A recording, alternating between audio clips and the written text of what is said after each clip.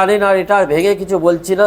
তন্ত্র জ্যোতিষের ওপরও যে ঐশ্বরিক ক্ষমতা কাজ করে, যে দেবাদিদেব মহাদেবের যে এই তন মানে যে তনু, এই তনু মানে যে শরীর, শরীরের ওপর যা ক্রিয়া করা হয় তার জটিল জটিল সমস্যা থেকে উত্তীর্ণ হতে বাধ্য। কারণ পৃথিবীতে এমন কোনো সমস্যা নেই যে দেবাদিদেব মহাদেব আর জয়মাতা জয়গুরু বামদেব জয়মাতারা আর আদিশক্তি দুর্গা যে হচ্ছে জগৎ জননী মাতা, তার উপরে কিন্তু কোনো কিছু শক্তি নেই। এই যে মানুষের যা যা সমস্যা থাকুক না কেন তার সমাধান হতে বাধ্য। সামনে আমার মা বসে রয়েছেন, উমা সান্যাল, যার প্রায় 85 বছর উপরে হয়ে গেছে বয়স। তিনি গীতা লিখেছেন, তিনি রামায়ণ লিখেছেন, মহাভারত লিখেছেন। এগুলো বংশ পরম্পরা যদি না হয়, সেই বংশ পরম্পরা থেকে আমরা এই শিক্ষাগুলো পেতে পারি না। এবং আমার মা উমা সান্যাল এই 81 বছর বয়সে কি যা বলেছে, সামান্য একটু কথা আপনাদের সামনে তুলে ধরছে, আপনারা একটু শুনুন মনোযোগ দিয়ে। আমি গীতার কথা বলবো। ধর্মময় গীতা সর্বজ্ঞান প্রদায়নী সর্বশাস্ত্রময়ী একটা পবিত্র রূপিণী, বিষ্ণুপূর্ব দিনে কিংবা শিহরি বাসরে যে ব্যক্তি পড়েন গীতা স্বপ্নে ও জাগরণে, অবস্থিতি কালেও কতবা গমনে কিছুই করিতে নারে তার রিপুগণে, শালগণ সমীপে শিবের মন্দিরে, কোনো দেবালয় তীর্থে কিংবা নদীর তীরে গীতা উদ্যানে রত কেউ যদি রয়, তাহার সৌভাগ্য লাভ হইবে নিশ্চয়। গীতা পাঠে যত তুষ্ট দেবকী নন্দন, বেদযজ্ঞের তীর্থপথে দ্বারে তত নন। গীতা শাস্ত্র ভক্তিভাবে পড়া হলে তার বেদ পুরাণ সব পড়া হয়ে যায়। যোগস্থানে পীঠস্থানে সজ্জন সভায় বিষ্ণুশিলা গৃহে তার ভক্তেরা যেটায়, কিংবা যজ্ঞস্থানে যদি গীতা পাঠ করে তাহলে পরম সিদ্ধি প্রাপ্ত হয় নরে। পতিত বা সুত হলে গীতা প্রতিদিন, অষ্টমের যোগ্যতাতে হয় সাধকহীন। শ্রবণ শ্রাবণ কিংবা গীতাত্ম কীর্তন যেবা করে শ্রেষ্ঠ পদ পায় সেই জন।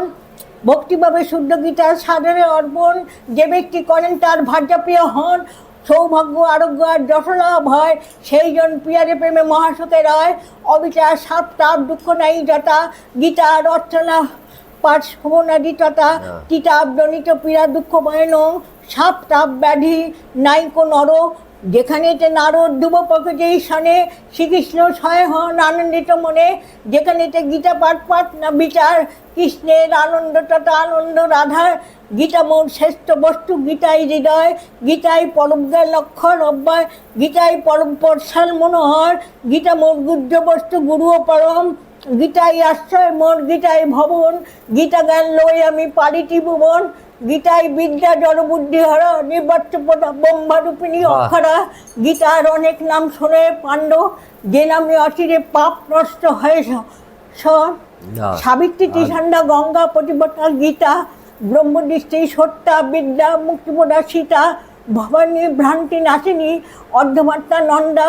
তত্ত্ব জ্ঞান মঞ্জুরি বেদত্রয়ী বন্দা, আর দুটি নাম আছে পড়া চিতা। জয় মা। এবং এই যে সামনে বইগুলো দেখছেন, এগুলো মহাভারত রামায়ণ নিজে হাতে লিখেছেন বহু দিন ধরে। কারণ বুঝতেই পারছেন 85 বছরের উপরে বয়স, কত দিন ধরে এই রামায়ণ মহাভারত যে লিখেছেন এত সুন্দরভাবে। এবং এই মায়ের যে শিক্ষা, আমার যে এই দাদামশাই এখানে নাম লেখা আছে দেখবেন, শিশির কুমার মৈত্র। এবং আমার দাদামশাই এই শিশির কুমার মৈত্র এই মন্দির প্রতিষ্ঠা করেছিলেন বহু বছর আগে। সেই হাজার হাজার বছর পুরনো এই তন্ত্র আর জ্যোতিষ কোনোদিনও মিথ্যা হতে পারে না। কিছু কারণে হয়তো কোনো মানুষের দ্বারা হয়তো এটা মানে আজকালকার ঠিক অনেক মানুষ হয়তো কেউ বিশ্বাস করে কিন্তু বিশ্বাস করে না। কিন্তু এই জটিল জটিল সমস্যা, এই তন্ত্র হচ্ছে একটা গুপ্ত বিদ্যা। এই গুপ্ত মানুষের কাছে প্রকাশ করা যায় না।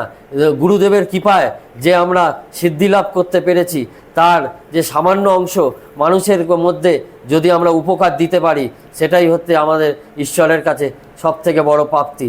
কারণ আমাদের এই ভৈরবেশ্বর শিবধাম শ্যামবাজার উত্তর কলকাতায় আরজিকর হসপিটালের সামনে যে অবস্থান করছে, এখানে সবাই জানে।